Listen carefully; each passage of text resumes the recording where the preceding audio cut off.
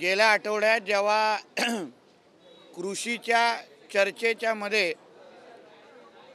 कोकणातल्या फळ पिकांबद्दल आम्ही लोकप्रतिनिधींनी चिंता व्यक्त केलेली आणि त्या चर्चेमध्ये मी कृषी मंत्र्यांना विनंती केलेली की आंबा आणि काजू या दोन फळ पिकांवर कोकणाचा अर्थव्यवस्था अवलंबून आहे, तर त्यावर आपण बैठक घ्यावी जेणेकरून आंबा बागायतदार आहेत, काजू उत्पादक आहेत, त्यांना सरकार म्हणून आपण आधार कसा देऊ शकतो। कारण का नेहमी आपण विदर्भ मराठवाड्याबद्दल चर्चा करतो, पण गेल्या वर्षीचा आंबा हा फक्त 25 ते 30% आलेला आहे। मोठ्या प्रमाणामध्ये साऊथ आफ्रिकन काजू कोकणामध्ये येत असल्यामुळे काजूचे दर घसरलेले आहेत। आंब्यावर फळमाशीचा रोग मोठ्या प्रमाणामध्ये वाढतोय। असे असंख्य मुद्दे घेऊन आमच्या मागण्यानुसार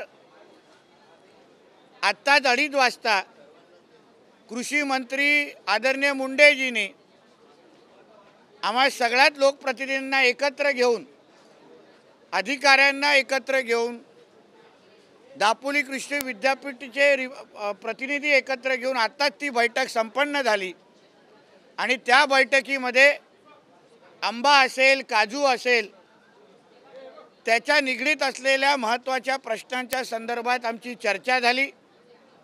वेदर स्टेशन आपण वाढवू कसे शकतो, कॅनिंगचे दर आपण स्थिर कसे ठेवू शकतो, जो साऊथ आफ्रिकन काजू आमच्या कोकणामध्ये येतो त्या संबंधित केंद्र सरकारबरोबर आपण काय चर्चा केली पाहिजे, या सगळ्याच बाबतीमध्ये सकारात्मक चर्चा आत्ताच मुंडेंच्या नेतृत्वाखाली झालेली आहे। या येणाऱ्या आठवड्यांमध्ये काजू बोर्डच्या धर्तीवर आंबा बोर्ड स्थापन करणं आणि केंद्र सरकारबरोबर माननीय मुख्यमंत्री आणि दोन्ही उपमुख्यमंत्र्यांना घेऊन आम्ही सगळेच लोकप्रतिनिधी एकत्र येऊन आंबा आणि काजूचे संबंधित विषय जे केंद्र सरकारच्या स्तरावर आहेत त्यांना सोडवण्याच्या दृष्टिकोनातून लवकरच बैठक घेतली जाईल, असाही विश्वास आम्हा लोकांना दिलेला आहे। या वर्षाचा आंबा हा निराशाजनक आला असला तरी येणाऱ्या वर्षांमध्ये आंबा आणि काजू उत्पादकांना आधार देण्याचं काम आमचं महायुतीचं सरकार करेल, हे ह्या निमित्ताने आपल्याला सांगतो। संजय राऊत वारंवार दौंडच्या सहकारी साखर कारखान्याबाबत राहुल कुलांचा आरोप करत होते, मात्र राज्य सरकारने त्याला क्लीन चिट दिलेली आहे। जवळपास 500 कोटीच्या भ्रष्टाचाराचा आरोप केला होता। संजय राऊत आरोप करतो म्हणजे काय भ्रष्टाचार झाला असं नाही। संजय राऊत आपलं दुकान चालवण्यासाठी आरोप करतो, कारण का स्वतःवर कोविडचे सेंटरचे भ्रष्टाचाराचे आरोप आहेत। पत्राचालचा चोर म्हणून त्याला आम्ही सगळेजण ओळखतो, म्हणून स्वतःवरची घाण पुसण्यासाठी दुसऱ्यावर खोटे आरोप करा, हे त्याचा एक कलमी कार्यक्रम असल्यामुळे संजय राजाराम राऊतच्या आरोपाला कोणीही भीक घालत नाही।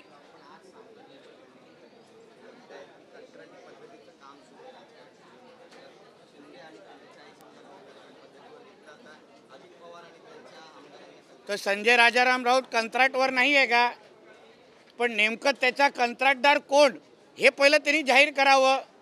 त्याचा कंत्राटदार मातोश्रीला बसतो काय सिल्वर ओकला बसतो हेच त्याला माहीत नाही काय कोणाचा पगार घेतो। बाकीच्या कंत्राटदारांना कंत्राटी कामगारांना माहिती तरी असतो का हा माझा कंत्राटदार आहे, पण ह्याला कंत्राटदारच माहीत नाही, ते म्हणून पहिलं त्यांनी त्याचा कंत्राटदार शोधावं आणि मग कंत्राटी कामगारांवर भाष्य करावं।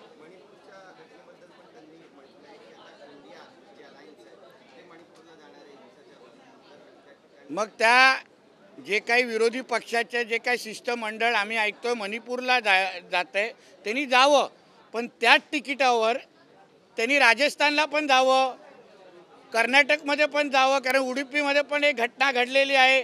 त्याचबरोबर वेस्ट बेंगॉलमध्ये जाऊन 1 महिना राहावं आणि तिथून जिवंत परत येण्याचा प्रयत्न करावा।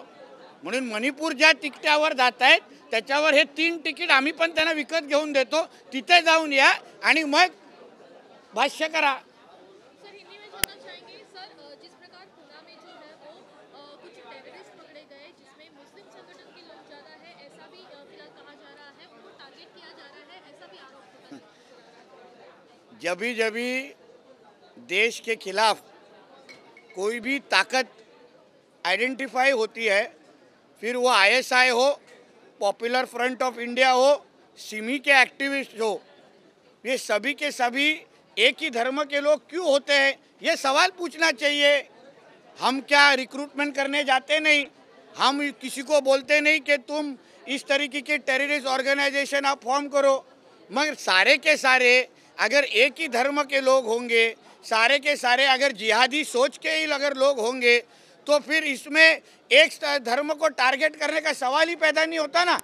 मगर इस मुद्दे पे मुझे याद है जब भी करलकर जी का जब एपिसोड बाहर आया था, तभी संजय राउत और हमारे सारे विरोधक हमारे आरएसएस जैसे संगठनाओं को, जो देशभक्त की संगठनाएं, उनके ऊपर सवाल पूछ रही थी.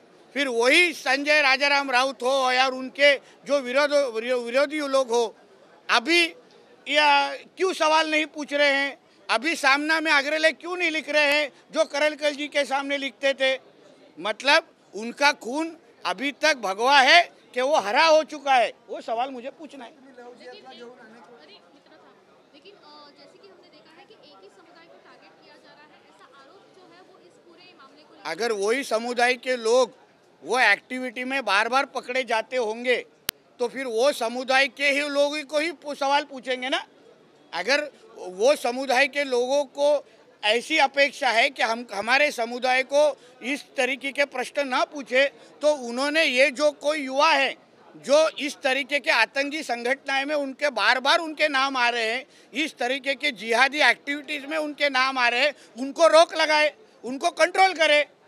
कभी भी हिंदू समाज के कोई भी ऐसे युवाओं का नाम फिर इस तरीके की आतंकवादी एक्टिविटीज़ में क्यों सुनाई में नहीं देता. तो ये संस्कार का भी भाग है.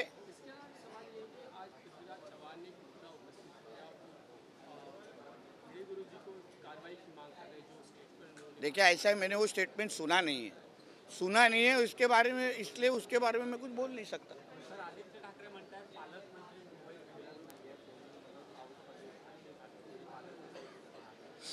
असं आहे की ते पालकमंत्र्यांच्या घरी सकाळी चहा पाजायला जात आहेत की हे मला माहीत नाही, कारण का पालकमंत्रीच्या दिवसाचा कार्यक्रम काय असतो हां हे आदित्य ठाकरेला कसं माहीत. त्यांनी आपल्या वडिलांकडून वास काढण्याचा गुण घेतलेला आहे का, वासुगिरी करण्याचा गुण घेतला आहे का, काड्या लावण्याचा गुण घेतला आहे का. कारण का माझ्या माहितीनुसार आमचे मंगलप्रसाद लोढाजी असतील, केसरकरजी असतील, हे सतत फिरत असतात. प्रत्येक वॉर्ड निहाय जनता दरबार घेण्याचं काम हे आमचे लोढाजीच करतायत. जे आदित्य ठाकरेला त्याच्या सरकार असताना जमलं नाही, तो तेव्हा ते जेव्हा नाईट लाईफमध्ये बिझी होता तेव्हा त्या मुंबईत जळताना पण त्याला कळली नाही. फक्त त्याच्यापेक्षा वेगळं काम आमचे आत्ताचे पालकमंत्री करतायत. मी काढले नव्हते, हिंदू समाजाने काढले होते.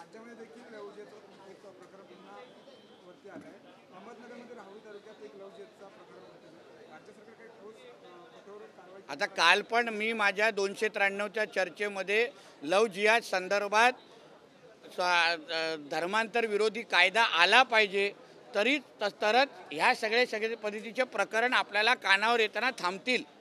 हिंदू समाजाच्या विरोधात हा जो काय मोठा षडयंत्र सुरू आहे, ज्याच्याने हिंदूंची लोकसंख्या कमी करायची, आमच्या माता भगिनींना टार्गेट करून त्यांचं धर्मांतर करायचं, हे सगळे प्रकार अगर बंद करायचे असतील तर लवकरच आपल्या राज्यामध्ये धर्मांतर विरोधी कायदा यावा, ही आमची सगळ्यांची एकमुखी मागणी आहे. आणि ती लवकरच त्याचा मसुदा तयार होत आहे, त्याच्यावर अभ्यास सुरू होत आहे.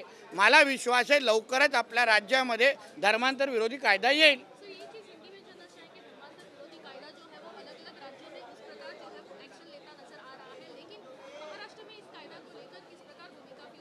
देखिए ऐसा है कि हमारी सरकार आने के बाद हमने इंटरफेथ मैरिज कमेटी स्थापन की, लेकिन जहाँ जहाँ लव जिहाद के केसेस होते हैं वो केसेस आइडेंटिफाई कर सकेंगे. उसके अगला जो कदम है तो वही है कि बाबा हमारे महाराष्ट्र में जैसे कर्नाटक, गुजरात, और मध्य प्रदेश में एक इफ़ेक्टिव लव जिहाद का कायदा है, वो वैसा ही कायदा महाराष्ट्र में जल्द ही आने वाला है। जल्द ही उसकी तारीख निश्चित होगी और आने वाले अधिवेशन में वो कायदा लेके आएंगे और उस तरीके का एक इफ़ेक्टिव कायदा आपको महाराष्ट्र में भी दिखेगा।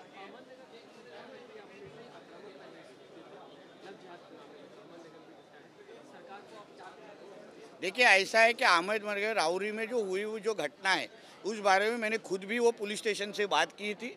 हमारी यही अपेक्षा है कि जो हमारे डिपार्टमेंट में आज भी ऐसे कोई ऑफिसर्स है जिनको आज भी लगता है कि ये महाविकास आघाड़ी की सरकार है, जैसे चाहिए वैसे एक्शन लेते नहीं है। इस बारे में हमने होम मिनिस्टर जी के पास भी तकरार की है, कंप्लेन किया है। हमारी अपेक्षा है कि पुलिस डिपार्टमेंट में ये जो 2-4 जो गलत लोग हैं जो ये इस तरीके की एक्टिविटीज़ को शायद मदद कर सकते हैं तो उस लोगों को डिपार्टमेंट में ना रखे, ताकि वो ये जो लोग हैं जो लव जिहाद करते हैं या एंटी कन्वर्जन करने में जो मदद करते हैं उनके ऊपर सख्त के सख्त कार्रवाई होनी चाहिए।